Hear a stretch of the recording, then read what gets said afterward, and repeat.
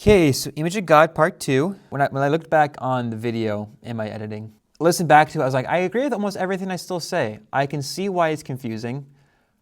Biggest reason I'm frustrated with myself on is I think I went a little too quickly through Genesis 1, 5, and 9.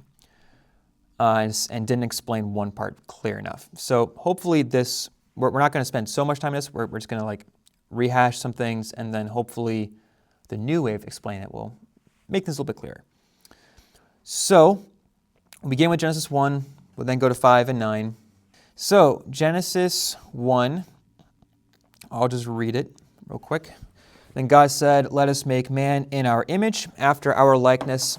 Let them have dominion over the fish of the sea, and over the birds of the heavens, and over the livestock, and over all the earth, and over every creeping thing that creeps on the earth." So God created man in his own image. In the image of God he created him. Male and female he created them. So depending on the translation you're reading, first off, one of the cool things is that verse 27 is structured as a poem. It's a chiastic poem specifically. But anyways, that's just a cool little thing. But the bigger focus is going to be Genesis 1:26. Let us make man in our image after our likeness. Or some translations, according to our likeness. So just to go back over some of the Hebrew words that hopefully we can start painting some things back together. We have tselem and demut. So tselem refers to a statue, inscribed column, image, idol, replica, likeness. And I mentioned that demut is not necessarily a synonym in all cases, but it's fairly synonymous, and it's used interchangeably with tselem here. A good example of, if you want to go dive into that a little bit further, not in this specific context, but just how Hebrew kind of does that. Caleb and I did a podcast episode on chaos waters. On our third episode, we talked about Exodus 14 and 15 and how they use 3 different words that are not the same root in any way, but all 3 words referring to the exact same thing, but they all have very different theological backdrops to them, but they're all referring to the exact same thing, and they're being used interchangeably to explain the fullness of what this was. And so that's an example, and we mentioned some of the Greek examples that goes with that. But anyways, so we have tselem, which refers to statue, and likeness, meaning that it's made in the likeness of this. So a tselem, or a statue, an idol, is created either for a king or for a god, or both, and it is something that closely represents that being. It doesn't do anything other than the fact that it is there and it represents that being. It's not like the statue moves, but it's so deeply connected to that if you were to not bow down to it, or you were to strike it down, it is an attack on that being that it represents. And so it would be made in the likeness of the image is made in that of the god and the king. So we again have this switching back and forth between demut and tselem, how it's referring to that we as humans are statues within this cosmic temple. We are his idols, and we are made in his likeness. It is not talking about how we are like him in our attributes. It's saying that we are in his likeness in that we are made to embody and as if like a physical representation of what he is. Again, statues don't do anything other than represent. So the fact that we are living statues already entails a much deeper connection. And so looking at the human idea of being a statue means that just by the very fact that you are flesh and bone with ruach in you means that you are an image. You are in his image. And so this therefore accounts for everyone, male, female, different races, infants, all the way to your deathbed. Conception, all the way to your deathbed, even better. We want to include that because some people don't want to include that for whatever awful reasons. All of them, just by the mere fact that they're human, is in God's image. They are his likeness. They are here representing him. And the reason why that is also a grander statement for humanity and not just like regular statues is that you have spiritual beings up there in God, and they have earthly beings down here, but we're earthly beings with a different kind of spirit in some way. Like there's something different about us, and we blur the line of heavenly and earthly, and that's part of why we're so we're held to the standard of representing him. One, we're meant to represent him because we're living, and 2, we blur the line of heavenly and earthly. We are in deep connection with him because we are living statues. We're not just merely statues. He doesn't just come in and then sits there while people bow down to us and worship. It's like, no, like we embody as humans. So by the mere fact that you're just a human in flesh and bone means that you are Tselem. And the fact that you're in his likeness is used, interestingly enough, in a way that Genesis 5 kind of dives further into. So to read one of the notes first, though, Genesis 1 depicts the ideal of creation. This is something that I actually kind of had a thought about in the car. Genesis 1 kind of points together this idea of like, this is the ideal of a creationist. It's an order, and that human beings are representing God just in the fact that they exist, but also in relationship with him. So this is the ideal of humanity. Obviously, we know that when we hit to Genesis 3, something changes. But it's not the image and it's not the likeness, because, again, they're being used interchangeably. And they're being used interchangeably throughout the rest of the Bible by authors in Genesis and authors in the New Testament, authors in the Psalms, referring to them even by one word or both words. James 3:9 is an example, refers to all human beings still being in the likeness of God. Genesis 5, which we'll go to in a minute, refers to Adam and Eve being in the likeness of God, and then Adam's son being in the image and likeness. But things are in order. They're not opposing forces, and that humanity is in relationship with their Father, which I'll explain in a second, representing him in all that they do. This ideal is not broken. It is still the ideal, of which is why humanity, specifically Old Testament Jews and New Testament, specifically Christians, are called to live out this ideal in the sense that because of Christ, we now have an idea of what that really means to live out and be human, but the image and likeness is not gone. We're being called to live out that ideal. Israel is called to live according to the ideal. It is this ideal, is the fact that we're Tselem, the fact that we're in his likeness, entails the very fact that we are held to a standard, and why animals aren't. Animals can kill each other and do whatever, and it's just a natural course of life. We're held to a standard because if you murder someone, it's a full-blown attack on God.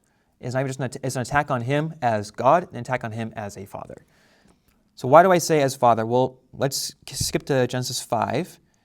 This is one of the passages that has a Hebrew fancy grammar word called a toledot, which you wouldn't notice unless you were diving into it. And the toledot is the reference to a generation or genealogy. It is rare, especially in Genesis, that it is ever used as a device looking backwards. So it's not saying, this is the generation of Adam, hey, let's go back here. It's saying, this is the generation of Adam, and we're moving forward from here. And it's the same thing in Genesis 2, where it's like, all right, this is the generation of the heavens and the earth. We're moving forward in the story. We're not necessarily looking backwards. We're starting this next part this conversation, or we're retelling this, or whatever we're doing, and we're moving forward. Some have made a really cool point that it can sometimes be used almost as like a transitional statement, whereas like it seems to tie back a little bit, but it's still a moving forward statement. And so in my wonderful Genesis commentary that is never going to be released because it's going to take me 2,000 years to finish, I likened it to a music theory term called a pivot chord, where you have one key and you want to get to this other key. So you're in the key of F and you want to go to key of C. A pivot chord is a chord that is shared between the two keys that you can stop on and flip into the next key without having to do any fancy weird stuff. And so she argues that the toledot in some places seems to act like that, but it still is a thing that's looking forward. It's not like it's going backwards. So I emphasize all of that because the next statement is, when God created man, he made him in the likeness of God. Notice that we're not mentioning image anymore. But it doesn't mean the image is gone, because again, image and likeness are being used synonymously. Because in Genesis 9, they use image again. But he says, made in the likeness of God, male and female, he created them, which is almost a word-for-word recapitulation of Genesis 1.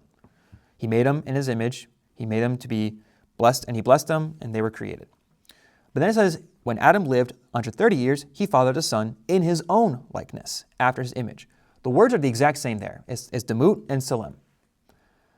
So it seems to be that the author here, which we believe to be Moses, is discussing about how we're not even just like merely just statues and representatives, that the ideal of creation is that it is God as Father and creation his children, which makes sense when we think about the spiritual beings. They're called the sons of God, and then Israel is called one of God's children as a whole nation, but he selected him as his own because all the other ones keep rejecting him due to sin. And it's like they're all estranged children, and this is like the child that is still around, even though they suck half the time. Or they are sometimes likened to that of a bride and how they commit adultery with them. There's this relational connection within the Tselem and Demut that is not just like, hey, you're merely representatives. It's you are supposed to be in my family. Hence why I breathed into you, why I fashioned you so intimately and carefully, or why I did X, Y, Z, because you are not even supposed to just be my representatives. You're supposed to be mine in relationship. So that brings up the question in Genesis 3, what is lost? Well, if you pay attention, the first thing Adam and Eve do is they cover up from each other. So relationship between them is shattered. And then they hide from God and then blame each other. So the big thing is lost is relationship between man and woman and God. That connection, they've estranged themselves from it. But he still seeks them, but they don't want that relationship. But then we have this verse right here, and then chapter 9, verse 6, which I'll read. Whoever sheds the blood of man, by man shall his blood be shed, for God made man in his own image. Tselem and Demut still intact. It's not gone. We're still his statues. We're still his idols. We're still genetically, quote unquote, connected to him as father-son type of language.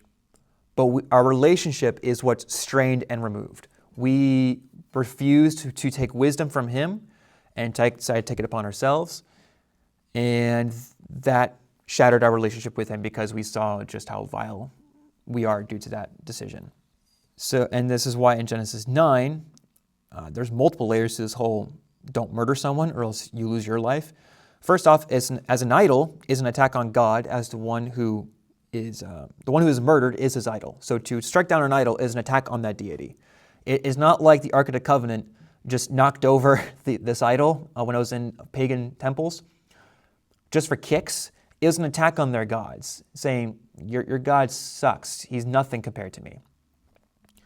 As one who is in his likeness, it is an attack on God as creator and / father, because we are his creation that he deeply has this close relation to and desires to have this relation to. It is also a violation of moral standard that we're held to, and is a violation of moral standard because of our relationship to God. So the very fact that we're representing him is a violation against him, because like you're supposed to represent me and you're misrepresenting me. But also as if a kid disobeyed their father, well, now you're attacking me because you're attacking the moral ethic code that I've raised you under, especially with Adam and Eve, Moses and his children, because they're still in some way connected to God. So mankind is described as being in the likeness of God and held to a standard because of their image / likeness. The very fact that we fail to do this is why we're held to a standard, and not to seek after this is to fall short of the standard of what it means to be human. So it is us acting less than human.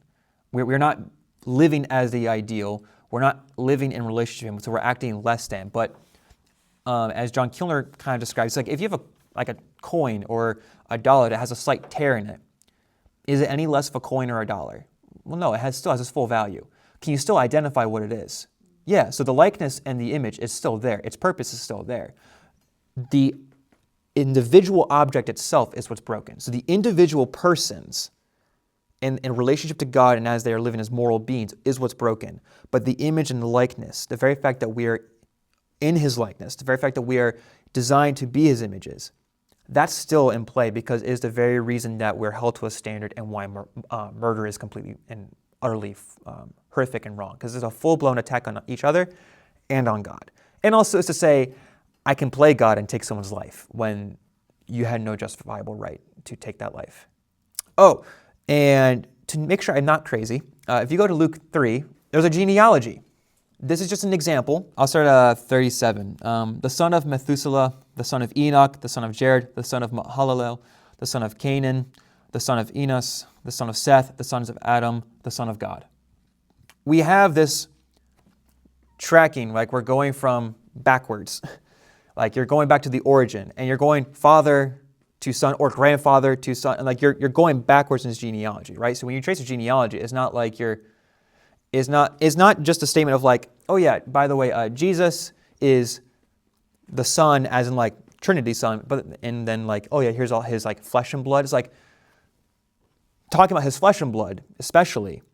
He comes from a line that goes all the way back to Adam, and it talks about how the son of Adam, which is Seth, well, Adam's the father of Seth, and so Luke is treating God like the father of Adam.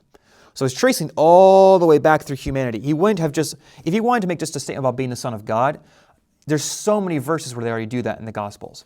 But he decides to go all the way back to Adam to God. So on one hand, it's talking about how God's the source of all life. I mean, there's that. But also this Jewish view of like, Israel is called a son of God. David's called a son of God.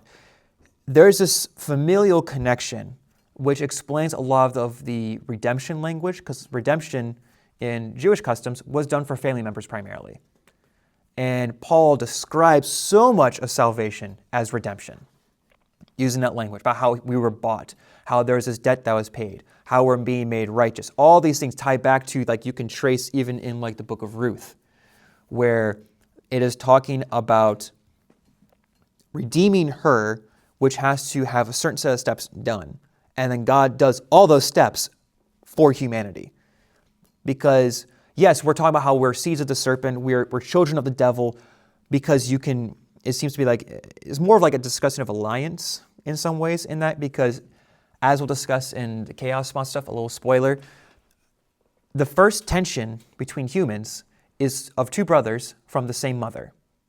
But the tension as spoke of in Genesis 3 is between the seed of the serpent and the seed of the woman. Well, the devil didn't procreate any children, so clearly it's talking about this allegiance being had. Are they going to align themselves with God, or are they going to align themselves with the devil? So many of us decide to align ourselves with the devil, and we go this direction. And we're under the power of darkness and sin, and Christ has to come to free us from that bondagement. So I hope that shows that I'm not totally crazy at this idea, because Luke provides this genetic connection. And again, if you want about it merely mean that he was the Son of God in the idea of like the Son as the Trinity, he does that everywhere else. But he specifies a genealogy here, when Matthew's already done that. But he specifies a different genealogy, and he ties it all the way back to God fathering Adam. So this is the other thing I mentioned last week, the importance of a preposition. With every single mention of humanity in the discussion of the image/likeness, there is always a preposition of in, or according to, or as. There's something before it, whereas Christ has this definite article. There's a the before it. Now, we also mentioned last week that Christ is the image of God because he was human.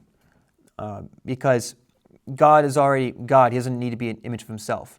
But again, images are physical things. So Christ coming down in the likeness of man, as Paul states in Philippians 2 and a variety of other places, that is him taking on the image of God in the likeness of humanity. He's become like human, so he's come down to our level to live out what it truly means to be human, to fulfill what it actually means to be human.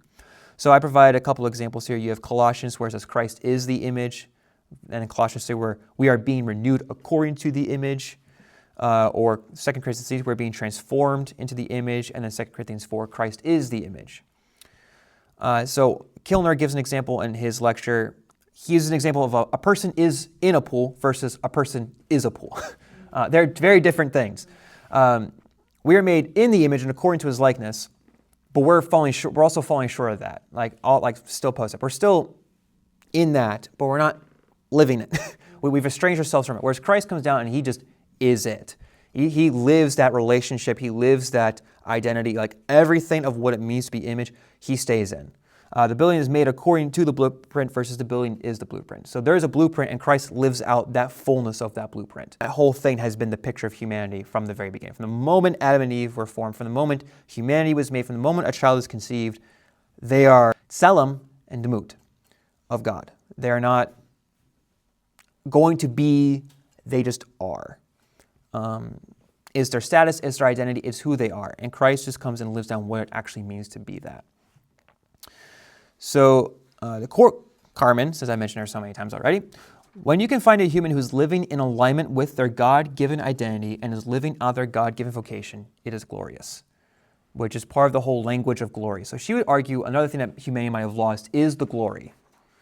That because we're not living it out, there is no glory truly in our living as people. Because we've rejected our vocation, we've rejected our identity, we're trying to live this very estranged, cut off thing. But every time it talks about Christ, it talks about how glorious he is. Because he's resembling who he is in his Father. And so that will also explain some of the language regarding why he refers to God the Father as his God and why he's submissive.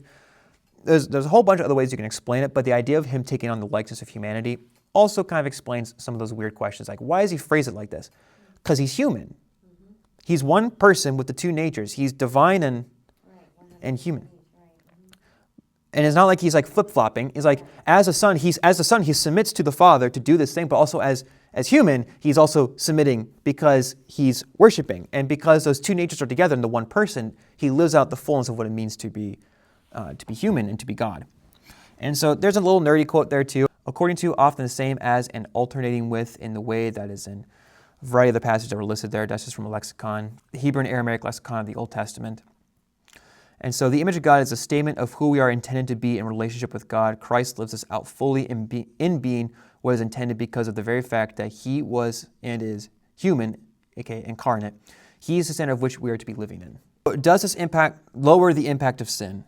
Absolutely not. Because the image is still intact, it makes it all the more awful and heinous to sin because it is a direct contradiction of who God is as our creator, who we are intended to be, and what it is that we represent and embody, just as a very fact that we're humans. It's the very fact that we are in his image, that we are his images, that we are his stellum, and we are his demut, that we are held to a standard, and why nothing else is held necessarily to a standard. I mean, angels are, and all those spiritual beings are, but like, my dog is not held to a moral standard if they go out and kill a frog or whatever because they wanted to go play. They're not in trouble for that. They're just being what they are, who they are. We are held to that standard because we're supposed to because we're connected to God, we have a divine vocation, which explains the whole, there to go rule. Because you are my images, because you are my children, go rule as I would do. Be my princes amongst the world. Know that I'm still king, but go be my princes, go be my delegates, go do these things. Because of our divine connection, we are held to the standard that no other being has. We are supposed to blur the heavenly and earthly to the rest of the earthly, aka to each other and to animals, even though animals don't worship? ? But still, we're called to rule over them. We're called to rule over the beasts of the field, the domesticated animals, the birds, fish, all these things. We rule. We are supposed to do that very task from the very beginning. But we don't, which is why we want to make sure we understand that ruling is not the image, is a byproduct of the image, is a vocation of the image. Because you are this, go do this. Because this is who you are, go do this. Because this is who you are, go love. Because this is who you are, go do this, go do this, go do this, go do this. All those do these things, do that's, aren't the image, because not everyone can do those in the same capacity. So now we have to have like some kind of measuring system to say who is more of this and who is more of this. And it gets back to the whole like, well, I can think differently than my brother in Christ who has Down syndrome. I mean, not all people with Down syndrome are like, I'm saying that's an insult to them, but like, there's different cognitive abilities.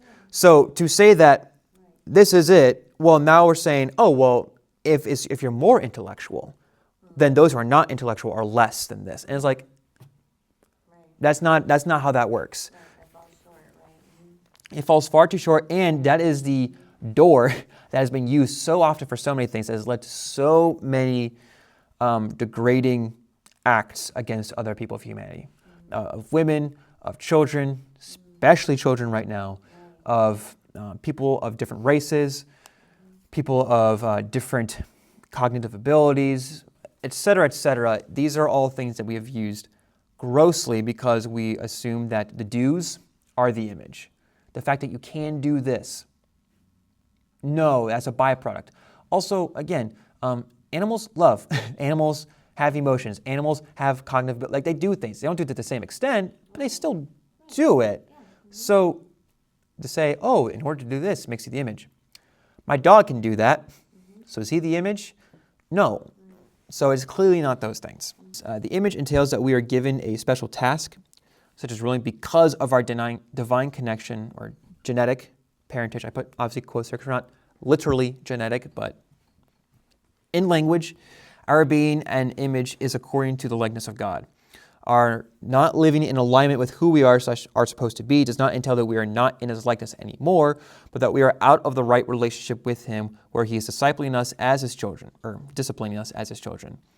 We have gone off on our own, but we are still heavily valued for the fact that we are in his image. God as Father has a deep love for his children.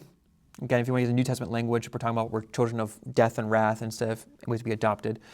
So the language kind of flip-flops depending on the context one is using, and desires to redeem us to be in the right relationship with him again. This redeeming is heavily in line with the redemption language of the laws of the Bible and entails an even further understanding of Jesus' parables and discussion of those who are lost. However, be aware of the audience and who the parable is about and who has spoken of before jumping to conclusions too quickly, like I said. And so I'm not making the argument that all humanity is children of God in the heretical essence of some people do, like, okay, we don't need Jesus now because he died for all, therefore all are saved. Obviously not making that argument. It's like there's this estrangement language that's being used, but also Genesis 3 depicts the fact that human beings can align themselves to others, which then shows that they are more of children of this, which is also plays into Paul's language saying these Jewish people who are of blood, of Jews, of Abraham, they are living less like a Jew, and you Gentiles are living more like a Jew. You're more truly a son of this. So now we're trying to get to the whole, like, almost like a spiritual son and father, but also our spirit to come with the fact that God exists. It's a whole weird thing. It makes more sense when we put all of it together, but unfortunately, because it's all so new to us, we have to do bits and pieces. I like how Tim Mackey puts it. It's like, think of like a lot of these themes, almost like a symphony. You have all these instruments playing these different parts, but they all make up the one story.